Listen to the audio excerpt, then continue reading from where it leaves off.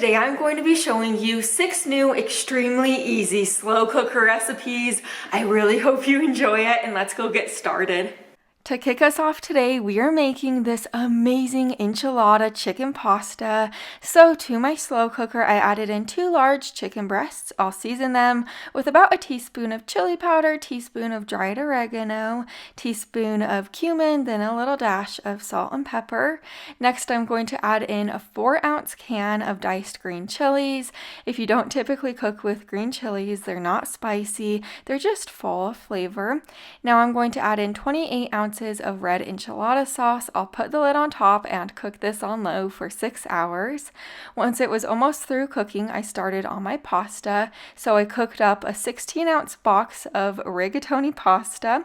Now back over to the slow cooker, I'm just going to shred up the chicken. As you see, it is just shredding with the back of my fork because it is super duper tender. Now we'll add in about 3/4 cup of sour cream, followed by 1 cup of Mexican style cheese. I gave this a stir and then I put the lid on top to let the cheese melt down.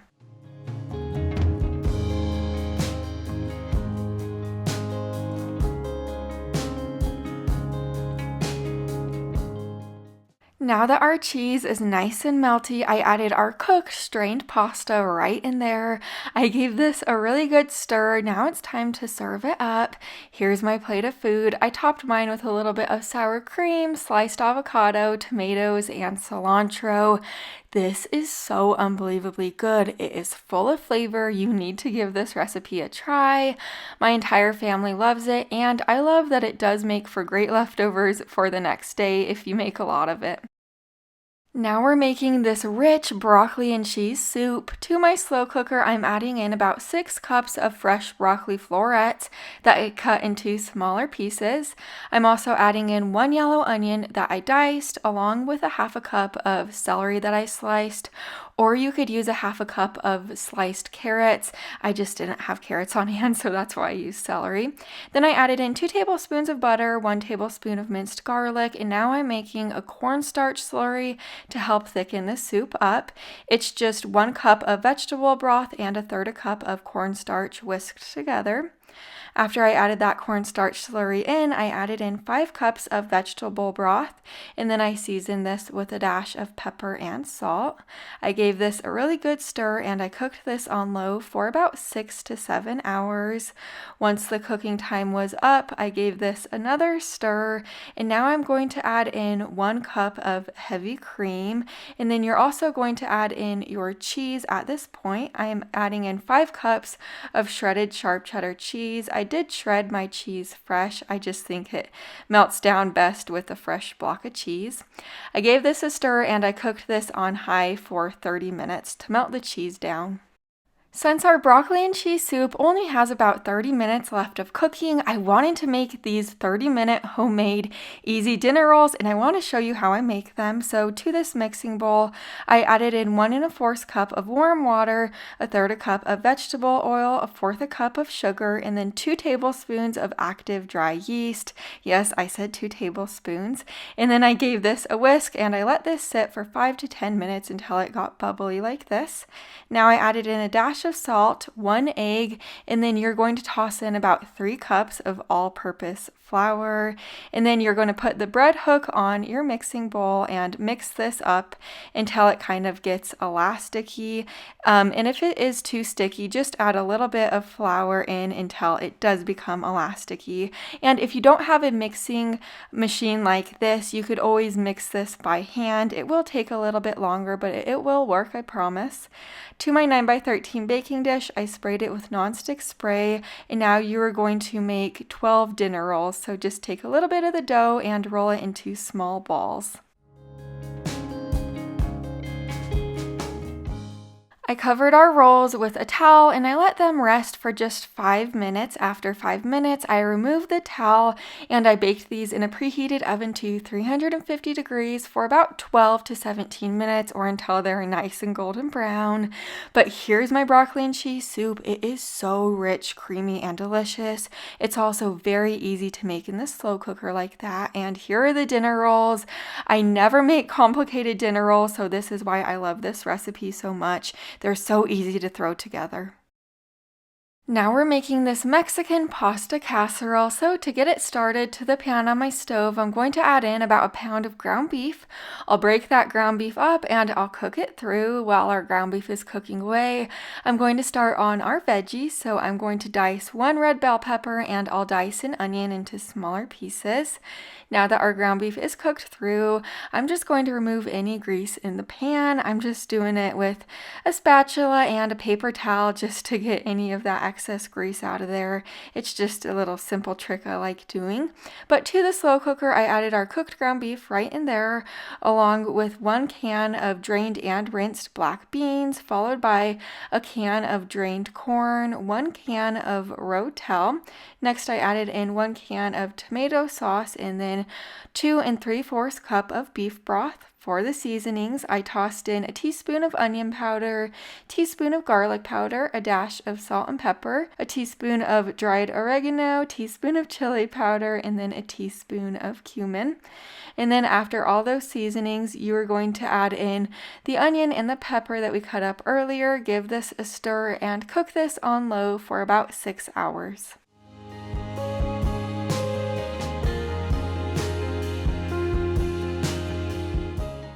Now that the cooking time is up, my house was smelling so good at this point. I added in 16 ounces of small shell pasta along with a cup and a half of Mexican style cheese. I gave this a stir and I cooked this on high for about 30 minutes.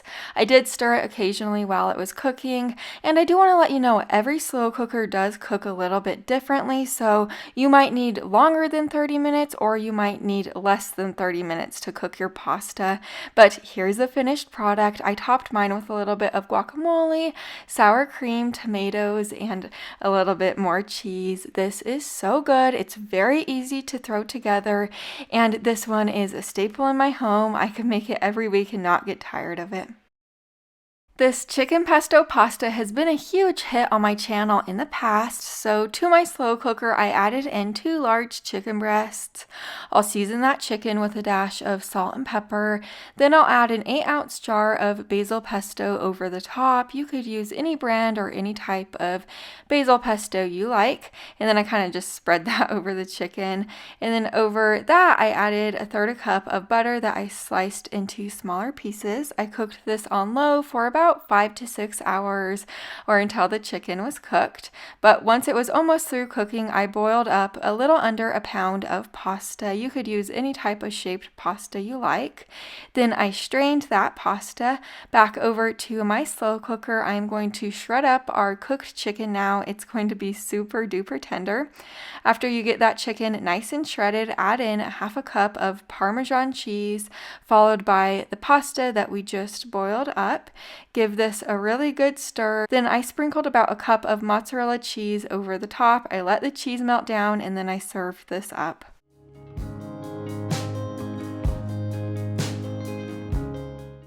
If you're a huge pesto fan like I am, you will absolutely devour this dinner. It has a really fresh taste about it.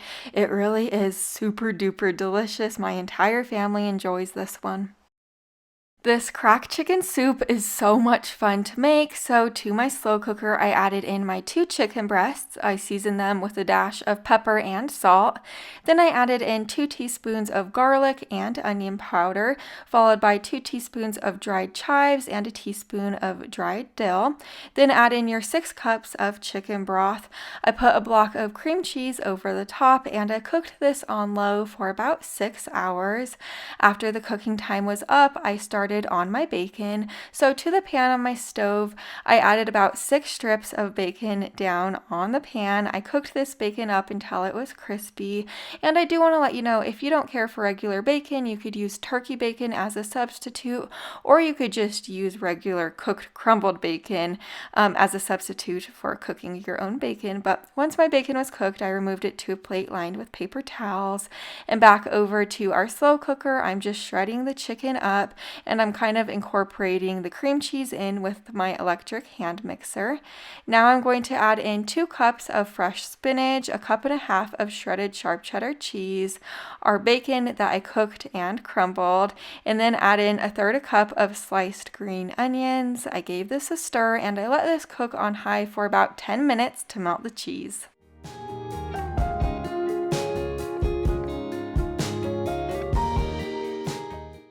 This soup is definitely my husband's cup of tea. I can make it for him over and over again and he just wouldn't get tired of it.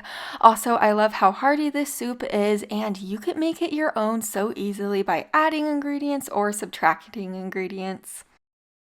Now we're making the viral Olive Garden chicken pasta. So to my slow cooker, I added in 2 chicken breasts. Next, you'll add in a 16-ounce bottle of Olive Garden Italian dressing.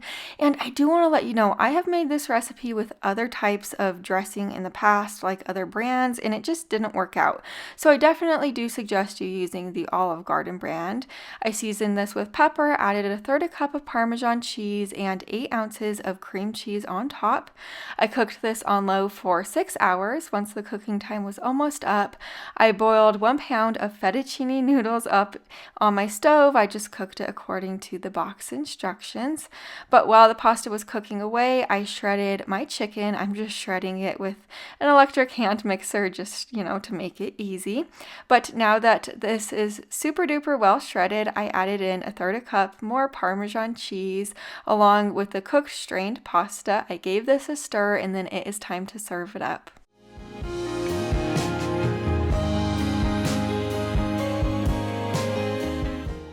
This recipe has definitely been hyped up all over the internet for a while now, but I like it just because it has such minimal ingredients. It's very easy to throw together, and it does taste good. My family really does enjoy it, especially my little toddler. I hope you found a meal for yourself today, and I would really love to have you here, so go ahead and subscribe down below the video. I'll see you in the next one. Bye for now.